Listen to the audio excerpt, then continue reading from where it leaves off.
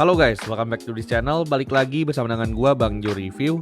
Jadi di video kali ini gue bakal nge-review iPhone 11 di paruh kedua tahun 2020 ini. Kira-kira HP ini tuh masih worth it apa enggak buat kalian beli? Atau apakah kalian lebih baik tunggu iPhone 12 saja? Buat kalian yang penasaran sama jawabannya, langsung aja check this out. Oke, jadi iPhone 11 ini tuh udah gue pakai sekitar 9 bulan terakhir. Dan dari 9 bulan tersebut, HP ini tuh memiliki beberapa kesan positif serta ada juga yang negatifnya. Lalu yang pertama yang bakal gue bahas itu mengenai desain dari iPhone 11 ini.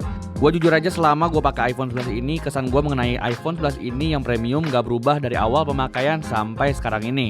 Bodi dari HP ini tuh terbuat dari bahan dasar kaca pada bagian depan dan juga belakangnya, serta memiliki frame aluminium yang juga ditemani dengan ukuran bodi yang cukup kompak. Dan menurut gue ini sukses banget bikin gue jadi nyaman pakai HP ini, karena HP ini tuh berasa solid dan juga nyaman banget buat dioperasiin menggunakan satu tangan. Oh iya, ada satu buah fitur desain yang selalu gue suka dari iPhone itu, yaitu keberadaan tombol switch ringer yang menurut gue ini jarang banget ditemuin di HP-HP saat ini. Malah yang gue tahu HP-HP Android tuh yang pakai tombol switch ringer ini tuh cuman dari OnePlus aja.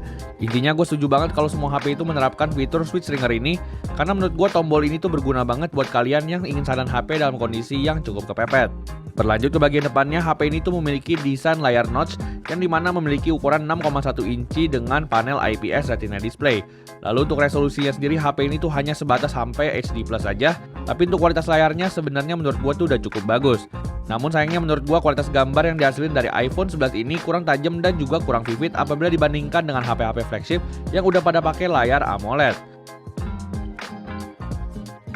Berlanjut ke dapur pacunya, gue jujur aja selalu puas dengan dapur pacu dari Apple, dimana HP ini tuh menggunakan chipset Apple A13 Bionic dengan RAM 4GB dan juga memori internal 64GB untuk varian yang gue milikin. Dengan hardware yang kencang tersebut, HP ini juga dikombinasiin dengan iOS yang nyaman banget buat dipakai dan berasa enteng banget.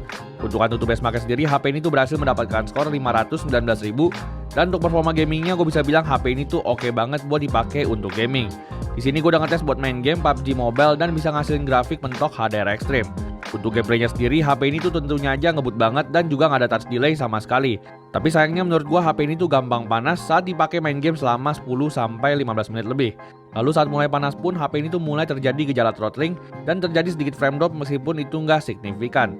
Jadi gue lebih saranin kalian buat yang pakai iPhone 11 dan suka main game lama-lama untuk beli fan cooler agar suhu HP ini tuh lebih terjaga dan juga performanya bisa lebih stabil.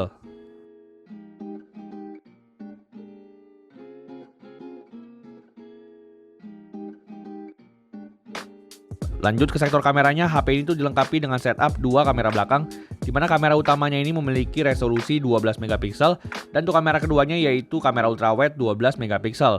Gue jujur aja selama pakai iPhone 11 ini tuh gue cukup puas dengan kamera dari iPhone 11 ini, karena meskipun HP ini tuh cuma punya dua kamera aja, tapi iPhone 11 ini menurut gue udah lebih dari cukup untuk kebutuhan fotografi sehari-hari. Di sini foto yang dihasilkan dari iPhone 11 ini bagus dan juga detail, serta tone warnanya ini yang gue suka yaitu masih natural. Meskipun di beberapa kondisi foto dari iPhone 11 ini tuh agak sedikit kekuningan, tapi menurut gue itu tuh masih fine-fine aja. Untuk kamera ultrawide-nya menurut gue juga udah cukup bagus, namun sayangnya aja ada distorsi yang menurut gue kurang enak dilihat oleh mata. Untuk mode potretnya gue jujur aja kurang suka dengan iPhone 11 ini, karena hasilnya tuh nggak konsisten. Kadang-kadang rapi, tapi kadang-kadang juga kalau udah kacau tuh hasilnya parah banget. Masuk ke foto low light, gue puas banget dengan hasil foto dari iPhone 11 ini, terutama saat menggunakan mode night mode. Tapi meskipun noise-nya masih cukup banyak, tapi exposure dan juga detail yang dihasilin dari foto low light iPhone 11 ini menurut gue tuh udah oke banget dan layak banget buat disandingin dengan flagship-flagship yang ada di pasaran saat ini. Tapi sayangnya kamera ultrawide dari iPhone 11 ini nggak bisa dipakein fitur night mode, jadi hasilnya tuh cenderung noisy dan juga gelap banget. Lanjut ke videografinya, gue bisa bilang iPhone 11 ini adalah salah satu yang terbaik, dimana HP ini tuh bisa ngerekam di resolusi 1080p sampai 4K dan semua footage-nya itu berasa stabil banget. Intinya apabila kalian beli iPhone 11 untuk kebutuhan videografi, kalian lagi nggak salah pilih karena emang HP ini tuh bagus banget videografinya.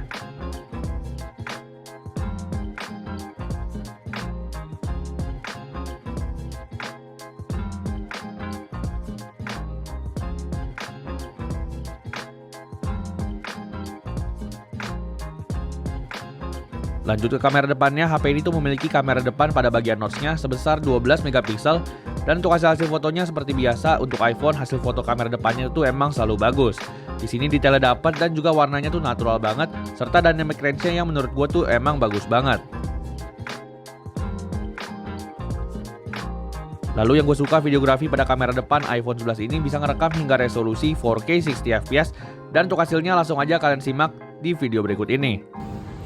Oke, jadi inilah perekaman kamera depan dari iPhone 11 di resolusi 4K 60fps. Kira-kira gimana ya untuk stabilisasinya dan juga untuk audionya? Langsung aja kalian bisa nilai sendiri gimana hasilnya. Thank you. Oke, jadi itu semua adalah hasil foto dan juga video dari iPhone 11. Dan menurut gua iPhone 11 ini layak banget buat kalian yang lagi cari HP untuk kebutuhan fotografi atau videografi.